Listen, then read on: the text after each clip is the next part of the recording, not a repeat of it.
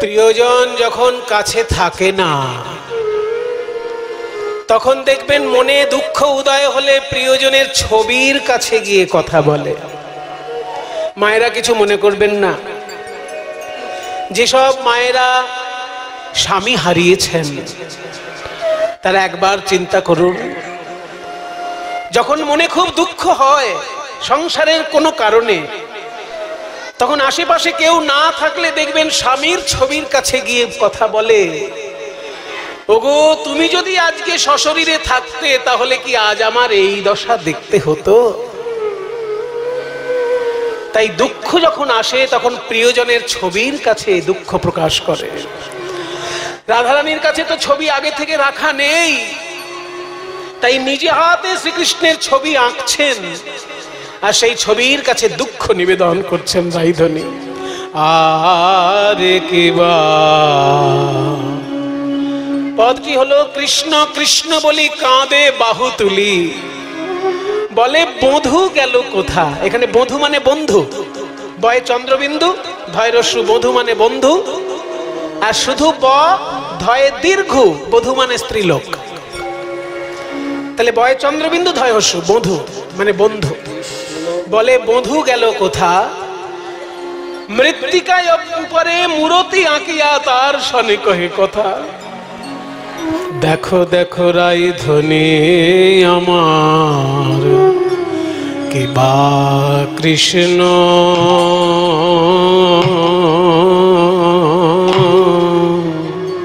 কৃষ্ণ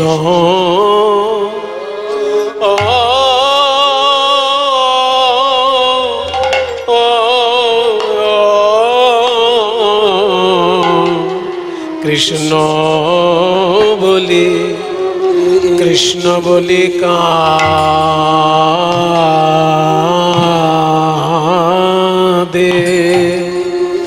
বাহু বাহু তুলি, বাহু তুলি, বলে আমার প্রাণ বধূ বধূ বধূ গেল, প্রাণ বধূ গেল কোথা।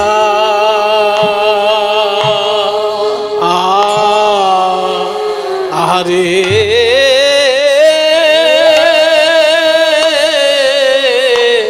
কত নয়ন্তরে ব্যথা, ধনী আমার মৃত্তিকা,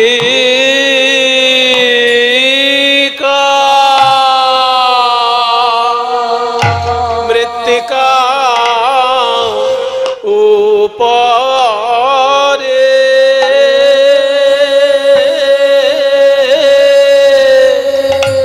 শ্যামের মুরা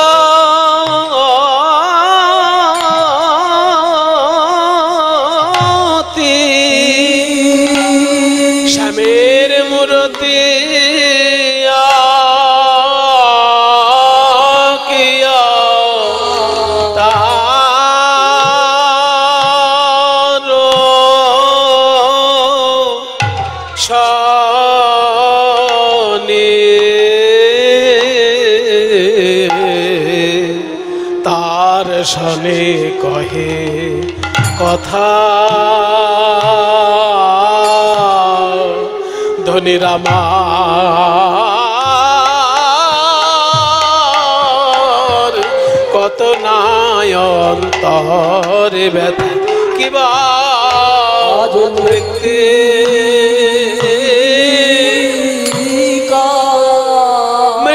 মৃত্তিকায় উপরে শ্যামের মূরতি, মূরতি আঁকিয়া বলে পরাণ বধূ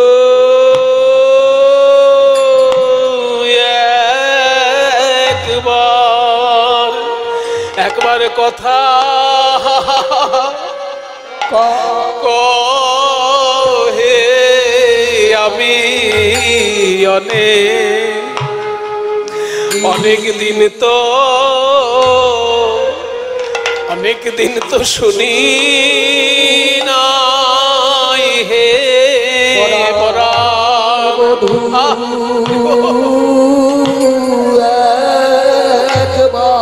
একবার কথা হে আমি দিন তো শুনি না। বলো বলো একবার কথা বলো ওগো প্রাণনাথ, তোমার কথা তো কেবল কথার কথা নয়, তোমার কথা হলো ব্যথা জুড়ানো কথা, এইবার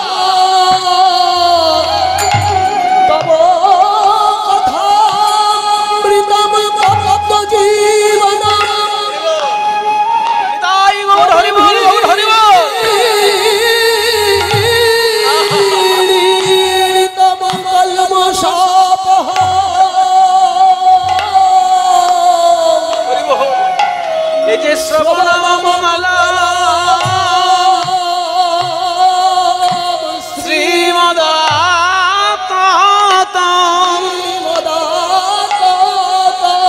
বিগৃণন্তিতে ভুরিদাজনা, তোমার কথা অমৃত যারা পান করে তাদের এই অন্য সকল আসক্তি দূরে যায়, তাদের আর কিছু ভালো লাগে না।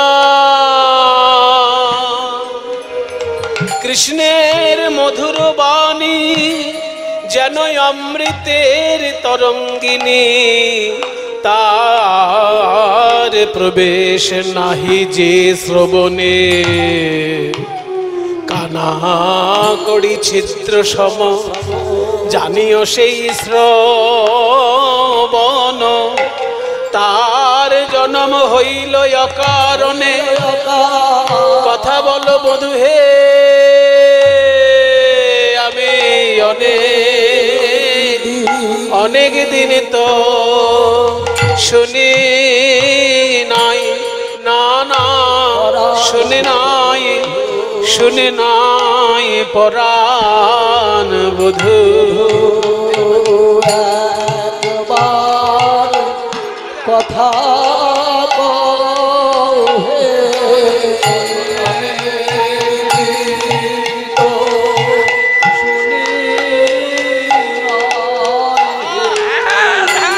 দোঠকি তাল, তিন চার ছন্দ, এগুলো কীর্তনের অলংকার, এগুলো আসল সম্পদ কীর্তনের। এই দেখুন, 1 2 3 4 5 6 7 8 9 10 11 12 13 14 1 2 3 1 2 3 4 1 2 3 1 2 3 4 आ धेने धेने नाक धेने ता धेने नाक धेने 1 2 3 4 5 6 7 8 9 10 11 12 13 14 1 2 3 4 5 6 7 8 9 10 11 12 2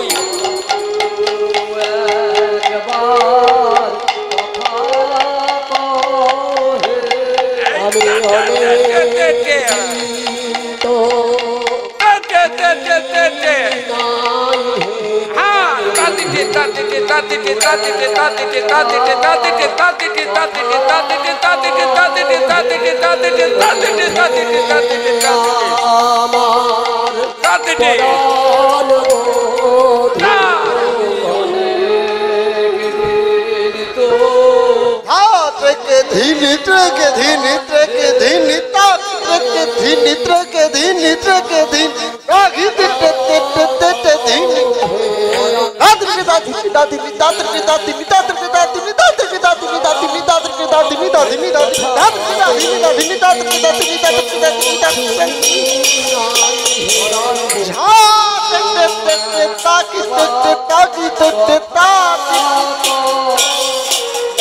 অনেক দিন তো শুনি নাই হে পরাণ বধূ একবার কথা আচ্ছা দেখুন, দাদা ধেনে ধেনে দাদা ধেনে দাদা ধেনে দাদা ধেনে, নাই হে পরাণ বধূ একবার কথা হে আমি অনেক দিন তো শুনি নাই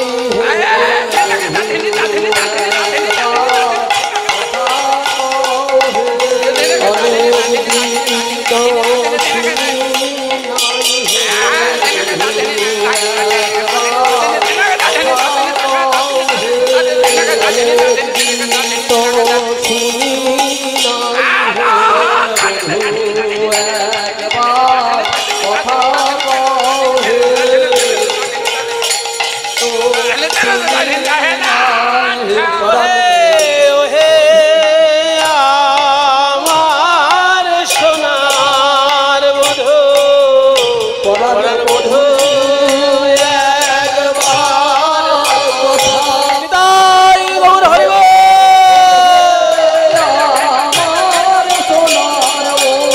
পরাণ বধূ একবার কথা কও হে ওহে আমার সোনার বল। পরাণ বধূ একবার কথা কও হে আমার সোনার বল। বধূ একবার কথা কও হে ওহে আমার সোনার বল। বধূ একবার কথা কও ওহে আমার সোনার বধূ।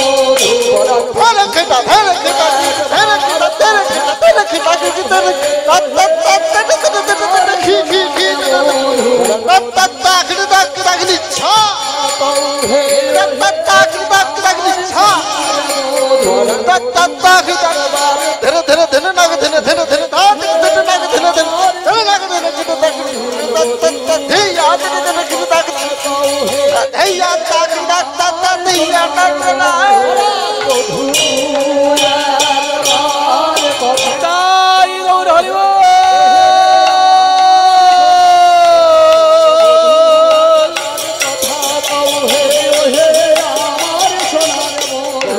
হে আমার সোনার বধূ, বধূ একবার কথা কও হে কৃষ্ণ। জয় নিতাই। একটু আপনাদের কাছে করজোড়ে নিবেদন, এই যে এত সুন্দর মায়ের মন্দির, এত সুন্দর এখানে একটা পরিবেশ, এ সত্যিই খুবই মঙ্গলজনক পাড়ার পক্ষে, সমাজের পক্ষে। তাই মঙ্গলময় এই মন্দির প্রাঙ্গণকে আপনারা সকলে মিলে সহযোগিতা করে আরো সুন্দর করবেন। এই কমিটির দাদা ভক্তবৃন্দ আপনাদের কাছে যাচ্ছে আঁচল নিয়ে মায়ের সেবার উদ্দেশ্যে। যে যেমন পারেন মায়ের সেবা এবং সমাজের কল্যাণ, এই সেবার উদ্দেশ্যে আপনারা যে যেমন পারবেন প্রাণ ভরে এই ভিক্ষার থলিতে আপনারা দান করবেন। কারা কারা যাবেন একটু যান। এই আঁচল নিয়ে এই যে দাদা যাচ্ছেন, বসন্ত দা এবং আরো যারা যারা আছেন আপনাদের কাছে ভিক্ষার থালা নিয়ে যাচ্ছেন মায়ের সেবার জন্য। যে যেমন পারবেন প্রাণ ভরে আপনার মায়ের জন্য দান করবেন। তা রাধারানী আজকে ছবি আঁকছেন, ছবি শুরু করবে কোত্থেকে? ছবি আঁকা কোথা থেকে শুরু করে? যারা ছবির মাস্টার মশাই তারা এগুলো বলতে পারবে। আমাদের ধারণা অনুযায়ী দেখবেন কেউ ছবি আঁকতে গেলে আগে মুখে মণ্ডল একটা গোল দিয়ে আগে মুখের রূপটা দেয়, তারপর বাকি মুখের হিসাবে বাকি অঙ্গ প্রত্যঙ্গ তৈরি করে। কিন্তু রাধারানী মুখ আঁকতে গিয়েও আঁকলেন না। কোথা থেকে আঁকা শুরু করলেন? এই যে কোমর থেকে আঁকা শুরু করলেন। কিবা আঁকিয়া সে কোটি পরাইল ধটি, কত না যতনে প্যারি। রাখিয়া সে কোটি পরাইল ধটি, কত না যতনে প্যারি। ধনী আমার,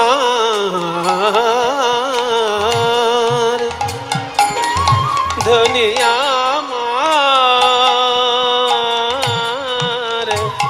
ধনী আমার। ও আকি আসে কোটি পরাইল ঘটি, কত না যত রে প্যারি। ললিতা বলে, ওগো রাধে, তুই তো গুরু ধরে অঙ্কন বিদ্যা শিক্ষা করেছিস, চিত্র অঙ্কন তুই গুরু ধরে শিখেছিস। আস্তে এলো পাথাড়ি যদি কেউ শেখে কিছু বলার কিছু ছিল না। যারা কীর্তন না শিখে কীর্তন গায় তাদেরকে কিছু বলার নেই, কারণ তাদের চরম দুর্ভাগ্য, তারা শিখতেই পারলো না। আর যারা কীর্তন শিখেও কীর্তন না গায় তাদেরকে তো যা খুশি বলা যায়। রাধারানীকে বলছেন, সখীগণ কিরে, তুই তো গুরু ধরে শিখেছিস ছবি আঁকা, তুই এরকম করছিস কেন? হয় মুখের দিক দিয়ে শুরু কর, নইলে চরণ দিক থেকে শুরু কর। মুখও আঁকলি না, চরণও আঁকলি না, মাঝখান থেকে ছবি আঁকা শুরু করলি, এটা কেমন রীতি? রাধারানী বলে, সখী রে, আমার সর্বস্ব ধন গোবিন্দের ওই রাঙা চরণ, তাই ভেবেছিলাম চরণ থেকেই চিত্র অঙ্কন করব, কিন্তু আবার ভেবে দেখলাম তার চরণ ছিল বলে সে ব্রজ ছেড়ে চলে গেছে। চিত্রের চরণে এঁকে দিলে চিত্র যদি ব্রজ ছেড়ে চলে যায়, তাহলে কি নিয়ে আর ঘরে রব? আমি তাই তো চরণ আঁকি নাই, তাই তো চরণ আঁকি নাই। আমি কেমন করে ঘরে রব? আমি তাই তো চরণ আঁকি নাই, আমি কেমন করে ঘরে রব? যদি চরণ পেলে চিত্র চলে যায়, কেমন করে ঘরে রব? চরণ পেলে চিত্র চলে যায়। আমি কেমন করে ঘরে রব? চরণ পেলে চিত্র চলে যাই গো। আমি তাই তো চরণ আঁকি না। এইবার নাভি সরোবর আঁকিল, তারপর কতহু যত্ন করি।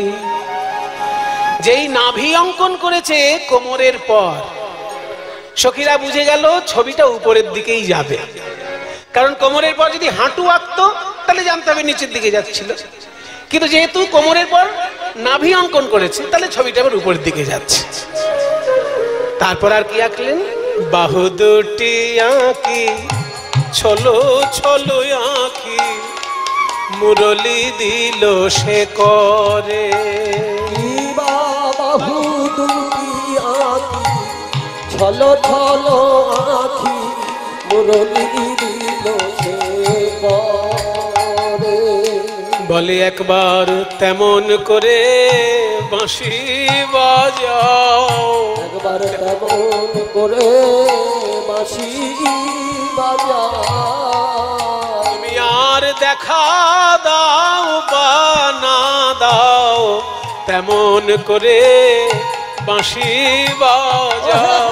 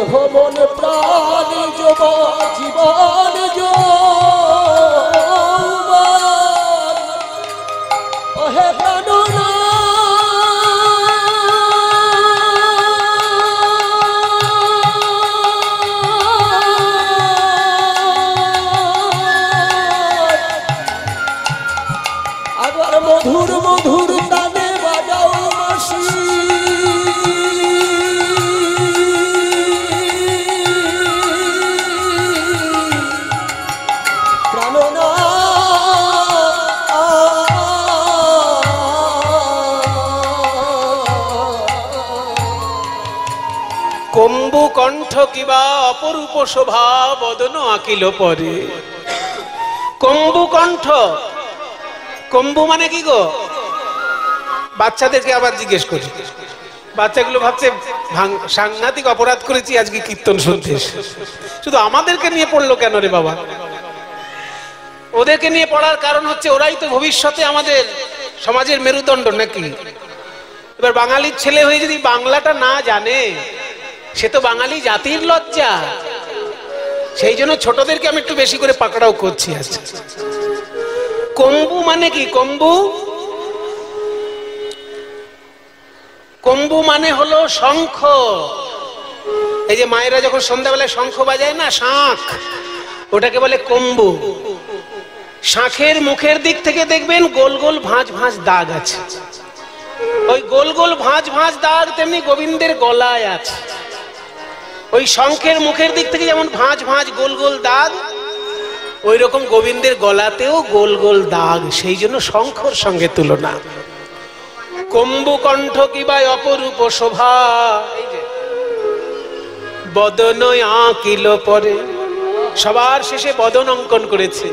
এবার মুখটা যেই আঁকা হয়ে গেছে, বদন আঁকিয়া শ্যামের বদন আঁকিয়া মুখে মুখ দিয়া তার সনে কহে কথা। শ্যামের বদন আঁকিয়া মুখে মুখ দিয়া তার সনে কহে কথা। ছবি আঁকার পর সেই ছবির সঙ্গে কথা বলছে। কি কথা বলছে গো? বলে দাসীর কথা কি মনে পড়ে না, দাসীর কথা কি মনে পড়ে না, তুমি দ্বারকায় রাজা হয়েছো বলে দাসীর কথা কি মনে পড়ে না, দ্বারকায় রাজা হয়েছো বলে, ওহে বৃন্দাবনের রাখাল রাজা, তুমি দ্বারকায় রাজা হয়েছো বলে দাসীর কথা কি মনে পড়ে না, বদন আঁকিয়া মুখে মুখ দিয়া তার সনে কহে কথা। দাসে যদুনাথ কয় জানো না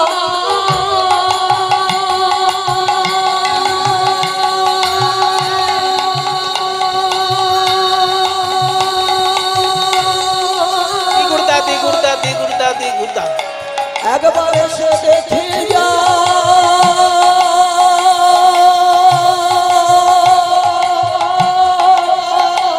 দাসে যদুনাথ কয় ওহে রসময় আসিয়া দেখো হেথা। দাসে যদুনাথ কয় ওহে রসময় আসিয়া দেখো হেথা, আসিয়া দেখো হেথা।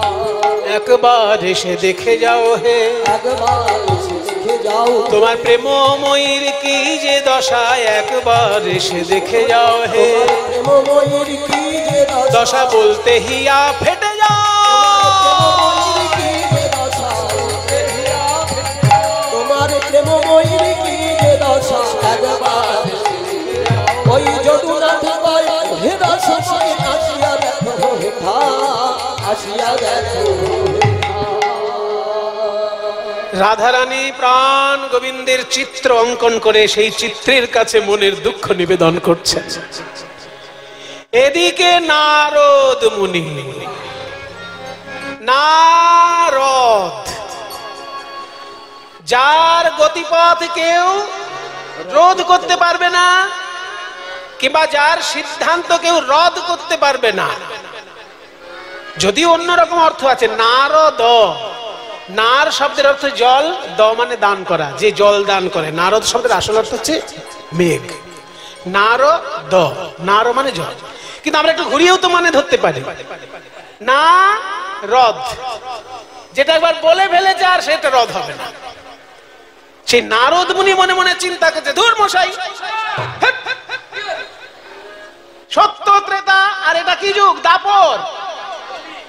রাধারানীর বিরহ হচ্ছে দাপর যুগ না? সত্য যুগে দেখেছি হিরণ্যাক্ষ আর হিরণ্যকশিপু যুদ্ধ করছে। হিরণ্যাক্ষ ভাই, হিরণ্যকশিপু ভাই, আর দুইজনে এমন যোদ্ধা, তাদেরকে দমন করার জন্য দুটো অবতার নেমে এলো। হিরণ্যকশিপুর জন্য নরসিংহ, আর হিরণ্যাক্ষের জন্য বাহ, দাঁড়া দাঁড়া দাঁড়া, তুই দাঁড়া একবার দেখুক লোকে তোকে। ওট ওট, কি নাম তোর? রাজদীপ। এই তোর নাম রাজদীপ। এই যে ছেলেটি বলেছে, আমি খুব খুশি হলাম, আমি খুব খুশি হলাম। ছেলেটি কিন্তু উত্তর দিয়েছে যে হিরণ্যাক্ষের জন্য যে অবতার নেমে এসেছিল, বসো, তার নাম হচ্ছে বরাহ। আমাদের সংস্কৃতি আমাদেরকে জানতে হবে, আমাদেরকে বুঝে নিতে হবে। বিদেশিরা বারবার শাসন করেছে ভারতকে, ইরান, তুরান, তুর্কি, ওইসব দেশ থেকে আফগান, ওরা সব আমাদেরকে লুটপাট করে নিয়ে গেছে। তারপরে ইংরেজরা এলো, তারাও লুটপাট করে নিয়ে চলে গেল। আমাদেরকে শাসনের নামে তারা আমাদেরকে শোষণ করেছে। আমাদের শিক্ষা আমাদেরকে ভুলিয়ে দিয়েছে ইংরেজরা। ওই যে বললাম বৈরাগ্য বিদ্যা, এটা আমাদের শিক্ষা। কোন বিদ্যালয়ে দেওয়া হয় মশাই? একমাত্র রামকৃষ্ণ মিশন আর ভারত সেবাশ্রম সংঘের যদি কোনো স্কুল থাকে, সেইখানে হয়তো একটু ভারতীয় শাস্ত্রের তত্ত্ব কথা শেখানো হয়। তাছাড়া কোথায় শিখবেন বৈরাগ্য কাকে বলে? আমাদের বিদ্যা আমাদের থেকে ছিনিয়ে নিয়ে গেছে, কিন্তু আমাদেরকে বঞ্চিত করেছে। তা আমাদের শিক্ষা আমাদেরকে জানতে হবে। ছেলেটি যে বললো, আমি খুব খুশি হলাম। হিরণ্যকশিপুর জন্য যে অবতার নেমে এসেছিলেন তিনি হলেন নরসিংহ, আর তারই ভাই হিরণ্যাক্ষ। দুটো ভাইয়ের জন্য দুটো অবতার, এইরকম দেখা যায় না বাবা। হিরণ্যাক্ষ বধের জন্য বরাহ অবতার নেমে এসেছিলেন, সে তো সত্যযুগের কাহিনী। তারপর ত্রেতা যুগে আবার দেখলাম রাবণের সঙ্গে রামচন্দ্রের যুদ্ধ হচ্ছে, আর তারপরে তো যুদ্ধের শেষই নেই। মহাভারতের যুদ্ধ 18টা দিন ধরে আমি দেখলাম। তাহলে আর যুদ্ধ ভালো লাগে? ওরে আমার সাধের বাহন ঢেঁকি, নারদের বাহন হচ্ছে ঢেঁকি। এই যে আমাকে নিয়ে চল এমন একটা জায়গায় যেখানে বিশুদ্ধ ভক্তির কথা হয়, শুদ্ধ প্রেমের কথা হয়। চল তো আমাকে বৃন্দাবনে নিয়ে। বলো বলো যন্ত্র একলে নারদ মুনি চিন্তে মনে মনে, একলে নারদ মুনি চিন্তে মনে মনে, কোথা রাহে শুদ্ধ ভক্তি পাইব কেমনে, কোথা রাহে শুদ্ধ ভক্তি পাইব কেমনে। এত চিন্তি নারদ মুনি ঢেকি আরোহণে, এত চিন্তি নারদ মুনি ঢেকি আরোহণে, এত চিন্তি নারদ মুনি ঢেকি আরোহণে। নাচিতে নাচিতে যায় মধুর বৃন্দাবনে, নাচিতে নাচিতে যায় মধুর বৃন্দাবনে। বৃন্দাবনে এসে নারদ দেখছে কি, বৃন্দাবনে একটু শান্তি পাবার জন্য এলাম, এখানে তো দেখছি তাপে আমার গা ঝলসে যাচ্ছে। কেউ জুন মাসে একবার বৃন্দাবনে গিয়ে দেখবেন কি অবস্থা হয়। এ তো দেখছি তাপ, ভয়ঙ্কর তাপ। তত্ত্বদর্শী নারদ ঋষি চারি পানে চায়, তত্ত্বদর্শী নারদ ঋষি চারি পানে চায়। কোথা হইতে তাপ আসি লাগে মোর গায়, কোথা হইতে তাপ আসি লাগে মোর গায়। আমার অঙ্গ কেন জ্বলে যায়, অঙ্গ কেন জ্বলে যায়, জ্বালা জুড়াইতে ব্রজে এলাম এই অঙ্গ কেন জ্বলে যায়। জ্বালা জুড়াইতে ব্রজে এলাম অঙ্গ কেন জ্বলে যায়, জুড়াইতে ব্রজে এলাম অঙ্গ কেন জ্বলে যায়। কোথা হইতে তাপ আসি লাগে মোর গায়, আর কোথা হইতে তাপ আসি লাগে মোর গায়। আমার নাম নারদ। কোন জিনিসের একেবারে শিকড়ে গিয়ে পৌঁছায়। আমার গায়ে লেগেছে তাপ, এই তাপ কোথা থেকে আসছে আমি তার অনুসন্ধান করব। তাপ কোন দিক থেকে আসছে দেখতে দেখতে এগিয়ে চললেন রাধারানীর কুঞ্জের দিকে। রাধারানীর হৃদয়ে এত বিরহ তাপ, হা কৃষ্ণ,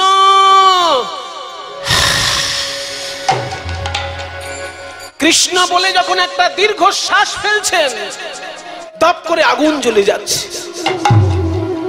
এত বিরহ তাপ। এই দৃশ্য দর্শন করে নারদ মুনির বড় ব্যথা পেলে। আমি যুগে যুগে অনেক ঘটনা দেখেছি, কিন্তু এমন বিরহ তো দেখিনি। কৃষ্ণ বলে দীর্ঘ শ্বাস ফেলছে আর আগুন জ্বলে যাচ্ছে।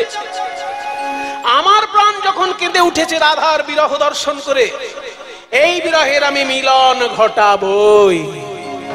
রাধে তুমি কেঁদো না, আমি দ্বারকায় গিয়ে কৃষ্ণকে বুঝিয়ে তোমাদের মিলন ঘটাবো। নারদ মুনি বললেন, কই রে আমার সাধের বিনা, সারা জীবন হরিনাম করেছিস, কৃষ্ণ নাম করেছিস, এইবার কৃষ্ণের প্রিয়তমা রাধারানীর নাম করতে করতে চল দ্বারকার পথে। বলো বলো যন্ত্র রাধা নাম মন্ত্র, যাগ যজ্ঞ ব্রত কিছু নাহিয়া। বলো বলো যন্ত্র রাধা নাম মন্ত্র, যাগ যজ্ঞ ব্রত পূজা কিছু নাহিয়া। বল বল যন্ত্র রাধা নাম মন্ত্র, যাগ যজ্ঞ ব্রত কিছু নাহিয়া। বল বল বিনে রাধা নাম বিনে, বল বলো বিনে রাধা নাম বিনে, বলো বল বিনে রাধা নাম বিনে। এই ত্রিভুবনে কিছু নাহিয়া। বলো বলো যন্ত্র রাধা নাম মন্ত্র, বল রাধে জয় রাধে জয় রাধে জয় রাধে জয় রাধে জয় রাধে জয় রাধে। বল রাধে রাধে রাধে রাধে রাধে রাধে রাধে রাধে রাধে রাধে রাধে রাধে রাধে। জয় রাধে জয় রাধে জয় রাধে। সোনার সিংহাসনে বসেছিলেন কৃষ্ণচন্দ্র, চমকে উঠলেন। এমন মধুর সুরে রাধা নাম কে বাজাচ্ছে ভাই? বিনা যন্ত্র সহযোগে এত মধুর রাধা নাম কার কণ্ঠে শুনি? ওই রাধা নাম,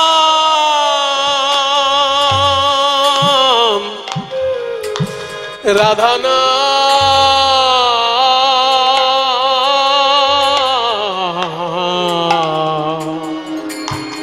রাধা নাম কে শুনালে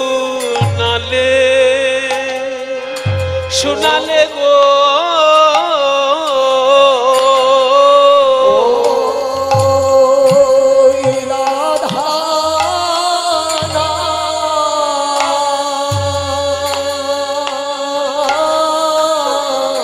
রাধা নাম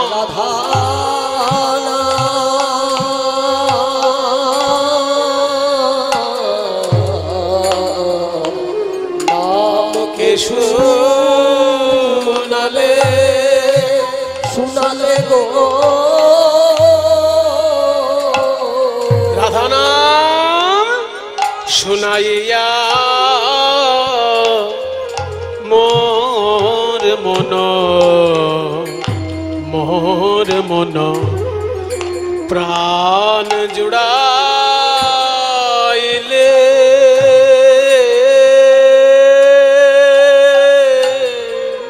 বলো বলো এমন রাধা নাম আমায় কে শুনালে। এমন রাধা রাধা আমায় শুনালে। আমার সর্বেন্দ্রিয় মাতা মাতাইলে, ওই রাধা আমায় জন্মের মতো কিনে নিলে। আমার সর্বেন্দ্রিয় মাতাইলে আমায় জন্মে মতো রাধে কিনে আমার সর্বেন্দ্রিয় মাতা আমায় জন্মের মতো কিনে। বলো বলো রাধা নাম কে শুনালে।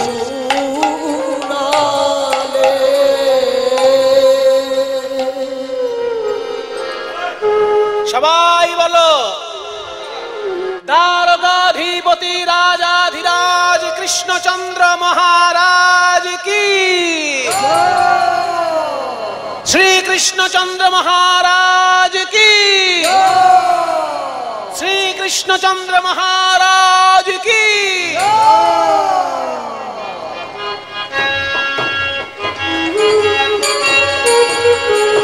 আসুন আসুন দেবর্ষিপাদ নারদ মুনি, আপনি তো সারা জীবন নারায়ণ নারায়ণ বললেন, আজকে আবার রাধা নাম গাইতে গাইতে রাজপ্রাসাদে আসছেন কেন? নারদ মুনি বলছেন সেটা আমার ব্যাপার। আমাকে লোকে বলে আমি ভাবের ঘরের বাবাজি, আমার যখন যেমন ভাব তখন তেমন। হ্যাঁ, আমি কেন কৃষ্ণ নাম করব, আমি কেন রাধা নাম করব, এর জন্য কাউকে কৈফিয়ত দেব? তুমি ভেবো না তুমি কৃষ্ণচন্দ্র বলে একাই ভগবান হয়ে বসে আছো। সত্যযুগ থেকে আমি কত অবতার দেখেছি, অনেক অবতার দেখেছি। তুমি না হয় অবতারের শিরোমণি, কেউ কেউ আবার তোমায় বলে তুমি অবতারী। তা বলে শুনে রাখো, অবতার রূপে যদি কেউ নেমে আসে তার অনেক দায়িত্ব থাকে। তোমার আগে ত্রেতা যুগে রামচন্দ্র যখন অবতার রূপে এসেছিলেন, তিনি কি করেছিলেন? অশ্বমেধ যজ্ঞ করেছিলেন, তাই না? ওই রাবণের সঙ্গে যখন যুদ্ধ করেছিল, সেই সময় রাবণের সঙ্গে যুদ্ধ করতে করতে রামের বিরুদ্ধে রাবণ যুদ্ধ করেছে, রাবণের দলে কিছু ভালো লোকও মারা গেছে, তাই না? সবাই কি খারাপ? একটা বোম যদি পড়ে সেখানে শুধু চোরগুলো মারা যাবে আর সাধুগুলো বেঁচে থাকবে, এরকম হবে কোথাও? চোরও মরবে, সাধুও মরবে একটা বোম যদি পড়ে। তো রাম রাবণের যুদ্ধে অসাধু লোকের সঙ্গে কত সাধু লোকেরও মৃত্যু ঘটেছে। যেমন বিভীষণের ছেলে তরণী সেন, তার ছেলে সারা গায়ে রাম নাম লিখে যুদ্ধ করতে এসেছিল, তাকেও মরতে হয়েছে। সেই প্রায়শ্চিত্ত স্বরূপ রামচন্দ্র করেছিলেন অশ্বমেধ যজ্ঞ। কিন্তু তুমি যে এত বড় যুদ্ধ বাঁধিয়ে দিলে কুরুক্ষেত্রে, তুমি কোন যজ্ঞ করলে? যদি বলো যুধিষ্ঠির, যুধিষ্ঠির যজ্ঞ করেছে, যুধিষ্ঠির ফল পাবে, তুমি কি যজ্ঞ করলে? তাই আমার যদি পরামর্শ শোনো, তুমি একটা যজ্ঞ করো। ত্রেতায় রামের রাজা ছিল, অশ্বমেধে যজ্ঞ কইল। ত্রেতায় রামের রাজা ছিল, অশ্বমেধে যজ্ঞ কইল। নারদ মুনি, আপনি ভালো পরামর্শ দিয়েছেন আমাকে। আমিও হয়তো এমন কোনো কাজ করেছি যেখানে সাধু লোককেও প্রাণ দিতে হয়েছে। তাহলে আমি যে যজ্ঞ করব সেই যজ্ঞটার নাম কি? অশ্বমেধ না রাজসূয়? বলছে অশ্বমেধ নয়, রাজসূয় নয়, দানব্রত যজ্ঞ হবে এবে। দানব্রত যজ্ঞ হবে এবে। বলে দানব্রত যজ্ঞ তো বাবাই প্রথম শুনছি। হ্যাঁ, এটা আমার পরামর্শ। এই দানব্রত যজ্ঞের 3টে মাত্র নিয়ম, এই যে মাত্র 3টে নিয়ম, চেষ্টা করে দেখতে পারেন। প্রথম নিয়ম, শুনো বলি হে রাজন, ত্রিভুবন নিমন্ত্রণ। শুনো বলি হে রাজন, ত্রিভুবন নিমন্ত্রণ। নিমন্ত্রণ সবারই করিতে হইবে, সবারই করিতে হইবে। ত্রিভুবন নিমন্ত্রণ করতে হবে। ত্রিভুবন মানে স্বর্গ, মর্ত, পাতাল। এই 3টে ভুবনে নিমন্ত্রণ করার পর যারা নিমন্ত্রণ পেয়ে আসবে তাদেরকে যে যা চাইবে তাই দিবে, সবার আশা মিটাইবে। যে যা চাইবে তাই দিবে, সবার আশা মিটাইবে। যে যা চাইবে তাই দিবে, সবার আশা মিটাইবে। যে যা চাইবে তাই দিবে, সবার আশা মিটাইবে। সবার আশা মিটাইবে। যে যা চাইবে তাই দিবে, সবার আশা মিটাইবে। দান সবাইকে করিবে হাসি মুখে, দান সবাইকে করিবে হাসি মুখে। সবাইকে দান করবে, কিন্তু দানটা যেন হাসি মুখে হয়। কিছু মনে করবেন না বাবা, বামুনের ঘরে জন্ম নিয়েছি তো অনেকে হিংসে করে। ছোটবেলা থেকে দান নিতে নিতে অভ্যস্ত, কিন্তু কিছু কিছু লোকের মুখের দিকে তাকালে আর দান নিতে ইচ্ছা দিচ্ছে না, দিলেই যেন ভালো। ওই রকম দানে কোনো পুণ্য নেই। আপনি দান করবেন না তা ভালো, দানে দুর্গতি ঘন্টে, দান করলে দুর্গতি দূরে যায়। আর একটা সুন্দর কথা আছে, হস্তস্য ভূষণম দানম। যে হাত কোনোদিন দান করতে পারেনি সেই হাত শুধু ওই চিতার কাঠ ছাড়া আর কিছু না। চিতার কাঠে এরকম দেবে আর চলে যাবে। যে হাত কোনোদিন দান করতে শেখেনি সে হাত চিতার কাঠ। কাজেই হস্তস্য ভূষণম দানম, আংটি পরাটা হস্তের ভূষণ নয়, দান করতে শেখাটা হস্তের ভূষণ। তবে উপযুক্ত পাত্রে দান করতে হয়। যেখানে সেখানে দান করলে কুফল ফলতে পারে।